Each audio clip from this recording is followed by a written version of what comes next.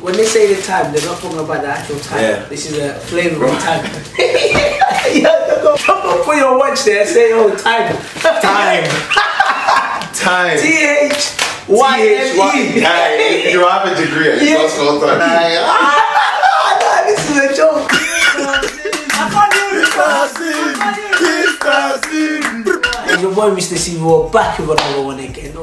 Here, I've got one of those demons, those people that had degrees in the university lifestyle. I saw there was a talent of cooking jollof rice, which I didn't just want him to just be cooking it for all these girls where all they do is say thank you, thank you. We wanted him to utilize it, to be able to show off people this could be a skill that you can learn. Now, if you don't know what jollof rice is, yeah, explain what jollof rice is. I wouldn't say it's a Nigerian dish, it's more of like a West African dish, basically. And rice is basically the most common eaten food in Africa. And so jollof rice is basically rice with flavouring in it, with tomato in it, with a bit of spices in it. That's just nice. I feel like you should go through the ingredients. You want to go through the ingredients? First one is rice. Now, normally you can use long grain rice, but we decided to use basmati rice instead. I know people are going to hate on that. Chopped tomatoes, tomato puree, garlic, onions, thyme, chili. You can't do food without chili. The thing we actually want to start with is basically you want to make the tomato, the sauce basically that you're going to put the rice in. So with that, you use this chopped tomato, put some garlic in there, put some onions in there, some chili in there, and you just blend it up. I'm not going to teach you how to open a can. Is there a specific reason why they need two? You want to have the rice to have a bit more flavour. So tomato basically just gives it the flavour and everything. Yeah. But if you put less tomato in there, the rice wouldn't be as red. I didn't even know that. Yeah, bro. I can cook, but I can't cook jollof rice. When you tell all these girls that you chill with, that you're taking them on dates, so what do you do? What do you mean? What's restaurant for? So you won't cook for a girl? Nah. Are you listening to Mr. CV? Let's blend this one first, because like this is full. Now we're gonna add our onions.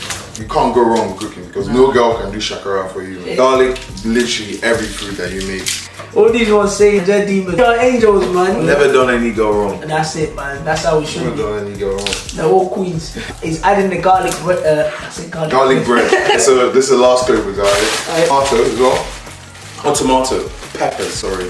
I messed that up. We're gonna add 4. Are you just making the numbers up or you're just... I'm not making the numbers up. You know exactly how many specifically. I feel like when you cook, okay, you will know what you like in your food and what you don't like in your food. You know how you want your food to taste towards the end. 1, 2, 3, 1 more. Actually, we'll add 1 more for good luck. Good luck, Jonathan. It's the CV. What are we doing next? Put it all in here. That's the first thing. It's like making stew first. If you don't know what stew is just soup, basically. But it's soup that has got a lot of peppers in it. You don't want to cook this meal too high because you burn it, then the rice, there's always the risk of the rice not being cooked properly. So you want to be careful and you want to always check it as well to make sure everything's good. If you have a look, obviously he's blended all the peppers. What did he even blend inside? I blended pepper, onions, tomato, garlic, and love. And then after that, what did you pour inside as well? So I put some sunflower oil, better version. So you have to let this cook. While this is cooking, you cover it up. You shouldn't forget about this. This is one mistake that a lot of people make when they make jollof rice. And add enough tomato puree. So you just let this cook for a bit. You also have to add salt. Never forget the salt. I know a lot of culprits that don't cook with salt. Don't wash rice as well. Some people don't wash the rice because they can't be asked. You just have to be patient now. Let that cook for about time. Going in now. So a teaspoon of thyme.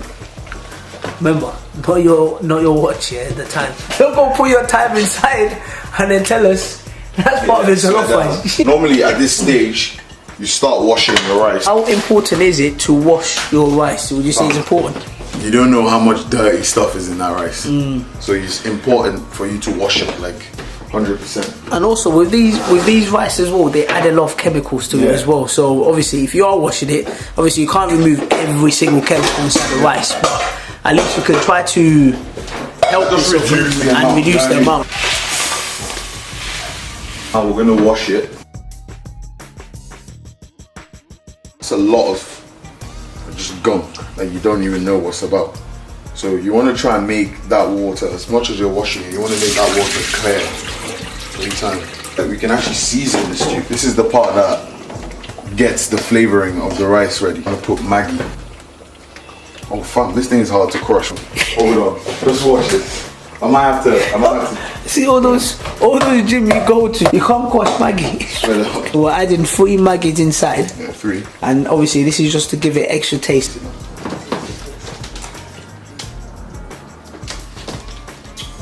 So you can see the flavour is coming on. Wow. It's coming on good. Nah, the flavour is nice. But we're gonna cook the rice at the same time, or? No, so the rice, what happens, so we've washed the rice, so we leave that rice there. Yeah. So what happens is, once this is cooked and tasting well, we then add the rice, then put some foil in there. So we're gonna basically steam the rice with the tomato. That's how it's gonna come out. Never seen that done before, but Nah. we're learning. It's a CV, different content. We're gonna put the rice into the tomato. This is what I normally do when I'm making jollof rice. So I use this, put foil on there, basically so the rice can steam. Time to put the rice in.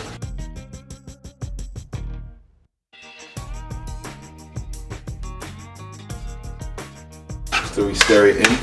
Now is the bit, it's a bit tedious, but we did it where the rice begins to cook.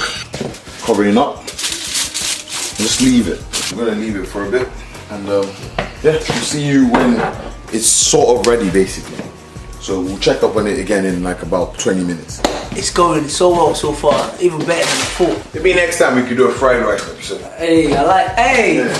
You see, another topic there, fried rice episode. If you want to see a fried rice episode, comment down below and let us know. Or even any other food you want us to try. Don't worry, Chef Sam, I'll get him to be coming as a special guest. Or we're bringing him in.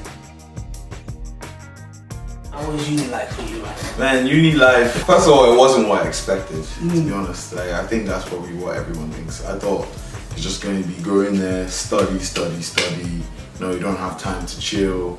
Because I've had my older brother, basically, I've been seeing him in uni and he looks stressed and everything. Yo, when I got there day one, Man, let loose. different story. Man, Different let loose. story. Now, the thing about uni is like, I feel like it was the best time of my life because I was able to find myself, find what I like doing, what I don't like doing, how to live, how to save money, how to spend money, you know what I mean?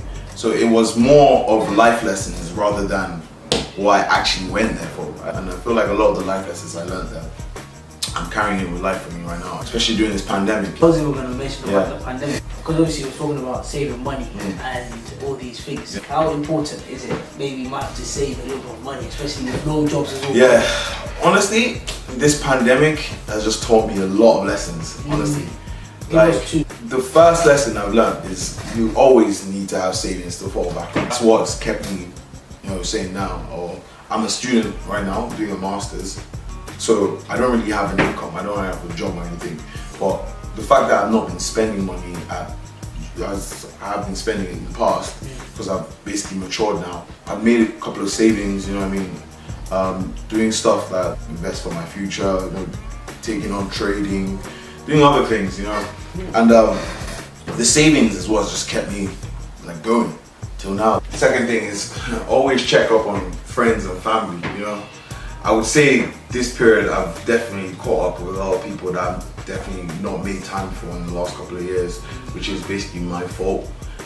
I've been so carried away with life that I've not even been able to just even check up on my friends and see if they're good, and see if they're doing fine and everything. And another thing is just you need to have time to just rest. And, these 3 months, I know like it's been hard for a lot of people and everything, but I would say a lot of people needed those 3 months just to rest, recuperate and re-strategize. Honestly, you shouldn't overload your plate, and that's one thing that I've taught. Like, it's one thing just working, but what are you working for? What? Hey. I've started my career yet. I wouldn't say I've started what I want to do yet, but it's just looking around and seeing what other people are going through and everything. It's just put me in a different light as to what I want in my life and what I don't want in my life. Now the first thing I've realized was, okay, I don't mind working for someone to get the experience, but ultimately I want to be my own boss. My dad once said something to me. He was like, you're either the person like smoking the cigar, or you're the person lighting the cigar for someone else. What? I definitely don't want to be the one lighting the cigar for someone else. Hey, you know? rewind that part. I have to rewind that part. Yeah. This one is a new line you've not heard before. Yeah. I've not heard it before. And I'm sure you've not heard it before. So you're going to hear it again. Yeah, so you're either the one smoking the cigar, or you're the one lighting it for someone else. So it's just more of just take charge of your life. I'm currently in this processes of basically trying to own my own business. So I'm just waiting to graduate in September. When I'm done, I think you can probably see what I'm doing. Let's check on this rice, man. Add a tiny bit of water. So we're just gonna leave it there to cook. Check back for another 20 minutes. The rice is about to finish cooking, but it just needs a bit more. Yeah, love. The jollof rice is now about to be ready. Wow. Vibes. It's been a long journey to cooking this jollof rice. So obviously we're gonna eat it properly, and then obviously I'll be able to give you a review of how it tastes. I'm about to taste this. Big up to Chef Sam, who's also giving us this delicious, beautiful, brilliant. If any girl is gonna fall in love now. Hey, calm down, man. Hey, this is lit. This is actually nice though, still. Vibes. If you don't know how to cook jollof, or you want to try to cook jollof rice, or you want to learn how to cook jollof rice, this is the video for you. And you know what? Keep watching. It's your boy, Mr. CV. I'm done for the day. You know what? It's been too long. Subscribe and like, comment. Have a nice day. From love, from Mr. CV, to Sam, to everyone that is watching this video. Oh, that's love, man. I know a lot of you guys are doing all the part, you know.